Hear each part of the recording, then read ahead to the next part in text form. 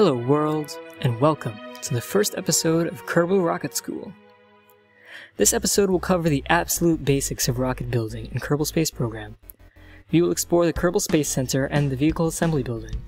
I'll tell you what parts do what, and show you how to construct your very first rocket.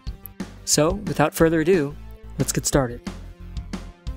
Here we are at the Kerbal Space Center, the base of operations for all your missions in KSP. Here, there are 5 separate buildings for use. The tracking station is where you can see the progress of any missions you have still running. You can also use this screen to load up any in-progress mission. The Vehicle Assembly Building, or VAB, is where all your rockets will be built. Launchpad is where you launch them from. You can click on it at any time to launch a rocket that has already been designed. Space Plane Hangar, or SPH, is where you will build conventional belly-down planes. All planes built here can be launched at any time from the runway. So let's get started. The first thing you see when you enter the VAB is this screen prompting you to choose from an array of command modules. You can also choose to load a spacecraft that has already been designed. A command module is where your Kerbonauts will stay throughout their flight. There are a few here that are spaceplane cockpits, and some that are designed for rockets. There are larger ones that hold 3 Kerbonauts, and smaller ones that only hold 1. Let's use this one to get started. Now, you'll see the command module you picked in the VAB. You can scroll to move the camera up and down, and right-click and drag to pan the camera. You can also hold shift and scroll to zoom in and out. At the top right, you have the options to start over, load a saved rocket, save this rocket, launch it, or return to Kerbal Space Center. On the left here is where all the parts are to construct our ships with. They are separated between 6 categories: propulsion, command and control, structural and aerodynamic, utility and scientific, decals, and crew. You'll notice that the decals and the crew sections are completely empty, but these will be filled in future updates to the game. In utility and scientific, you'll see parts such as ladders, landing gear, and parachutes. Since we want to bring our Kerbonauts home, let's put one of the small parachutes on top. In structural and aerodynamic, you'll see a lot of different things: jet intakes, nose cones, adapters, wings, launch towers, and decouplers. Decouplers are used for separating stages. I'll talk more about staging in a later episode, but for now, let me simply say that we need to separate the capsule from the rest of the rocket. So, let's put a decoupler onto our rocket.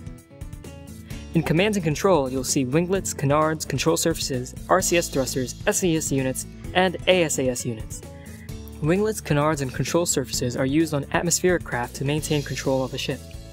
RCS, or Reactor Control System, use RCS fuel for control in space. Finally, SAS and ASAS units get these devices to work. ASAS will make use of other controllable units to maintain orientation, while each SAS unit will produce torque by itself. A ship of any size will only need 1 ASAS, while generally the larger a ship is, the more SAS units it'll need. Since we're starting out small, let's just put on a single ASAS unit. Propulsion is where you find all your fuel tanks and engines. Along with the RCS fuel tanks I mentioned a second ago, there are jet fuel tanks and jet engines, liquid fuel tanks and liquid fuel engines, as well as solid fuel rockets. It's worth noting that you can use liquid fuel tanks for jet engines, as well as using jet fuel tanks for liquid fuel engine. They're interchangeable. However, you can't use liquid fuel or jet fuel tanks for solid rocket engines. They're not.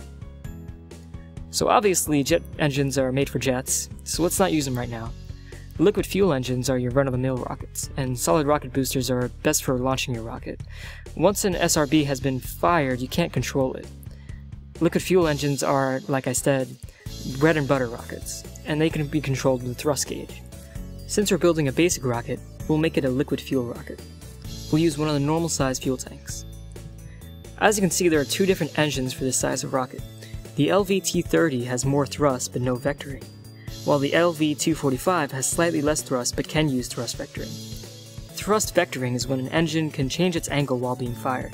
This is very useful for controlling your spacecraft.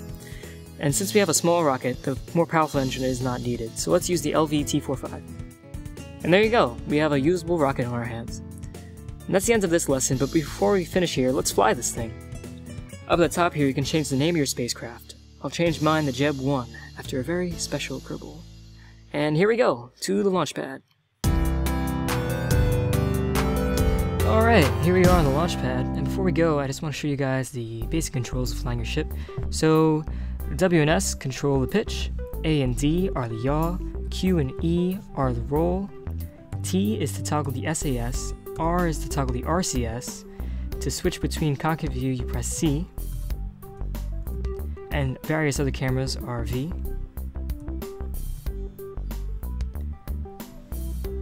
You control the throttle by pressing Shift and Control, so Shift pushes it up, Control turns it down. To leave your ship, or EVA, you press this button here. I'm not going to go into EVA controls now, but just press F to board your ship again. Alright, here we are, ready to launch. Let's turn the SAS on, it's on. Throttle up to about 2/3, a little bit more. And press spacebar to launch. Here we go. We're going pretty fast because our ship is very light. We don't have a lot of fuel, so it's not going to last long. We'll probably get to around 10 kilometers in height before we run out of fuel. We're almost out. And there it goes. We're still going to float upwards for a little bit. 10 kilometers. Was that right? Or was I right? Alright, now, to decouple our capsule from the rest of our ship, we're going to press space again. Alright, we're separated. And we're going to press space one more time to deploy the parachute. As you can see, it enters a drag mode before it deploys fully. The atmosphere is too thin to really slow us down that much, but as we get further down, we're going to slow down faster. And at around 500 feet, it'll deploy fully, and we'll be falling at about 5 meters per second to the ground, which is plenty safe. And Jebediah will get home safely. Jebediah Kermit, alright. As you can see now, we're below 5,000 feet, and we're slowing down pretty fast. Generally, if your craft is going under 100 meters per second when the parachute deploys, then you're safe. If you find that there's not enough drag, you can always put on more parachutes. Alright, we're below 100 meters per second. Oh, there's the rest of our rocket crashing to the ground. And there we go. Parachutes deployed. Fine job.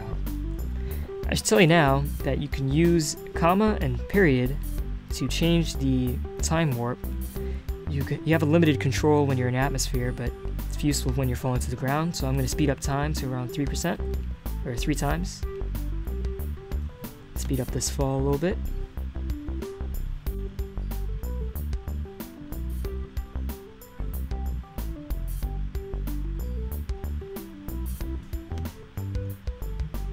And there we are, safe on the ground. Jebediah Kerman can get out and celebrate the very first flight in our Kerbal Space Program. Alright. Now before I go here, I want to teach you guys a little bit about how a rocket really works.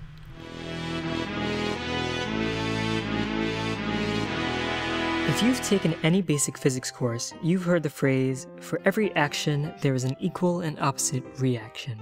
It is upon this principle that rockets work. Think of a fire hose. The force of the water being shot out is so great, it usually takes 2 or 3 men to hold it in place. If you've ever let a balloon go, you see it shoot away pretty fast. What's happening here is the force pushing the water out of the hose and the air out of the balloon exerts an equal and opposite force on the balloon, or the hose. This force is equal to the mass of what's being shot out times the speed it's being shot out at. In the situations I just described, that recoil force is an annoyance. However, rockets use this to their advantage. Inside a rocket, a chemical reaction takes place that turns fuel into superheated plasma. This plasma is shot out at a high speed through the rocket's nozzle. This exerts an equal and opposite force on the rocket, shooting it upwards. This force, called thrust, is equal to the mass of the fuel burned multiplied by the speed at which it's shot out. In short, a rocket shoots stuff out one way to propel it the other. That's all for this time, and I will see you out there.